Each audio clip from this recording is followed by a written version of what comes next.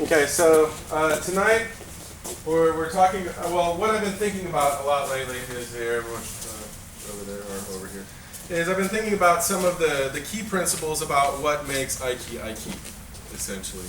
And one of the main things that I see in a lot of people's work when we're going around, say if we're doing the release motions, and I know all of you guys have heard this before, but I see a lot of people doing the release motions like this, where essentially I put out 4 steps and nothing happened in him yet.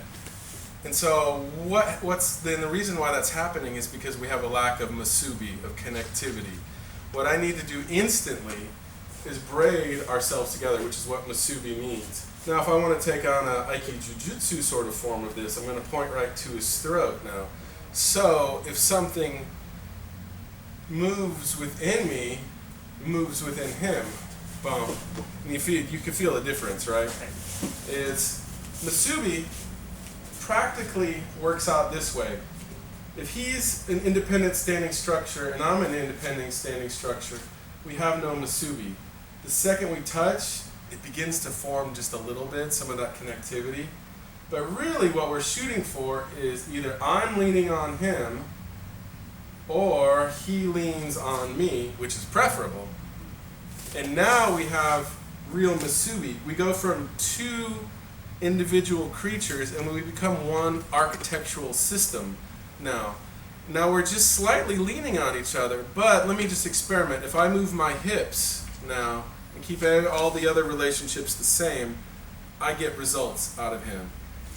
Now that is the beginnings of Aiki. And the deeper level of your Musubi that you get is the deeper levels of Aiki that will begin to form. So you'll notice that at that point, for about every step that I took, I got about 1.5 out of him maybe. So the gear ratio tightened up a lot because I had connection from him. That time I barely moved at all, and I got a whole bunch of results out of him.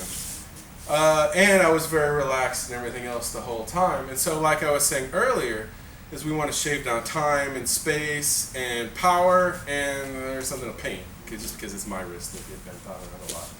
And so, boom, make sure that you establish Musubi, or connectivity. Now, the drill that Hussey Sensei taught a while ago, it's 2-handed, it's fine, that I think is great for this is, just like all of our Daitoru, you want to fingertips and elbows and hands. You want to say, hey, you, I'd like to connect with you, okay?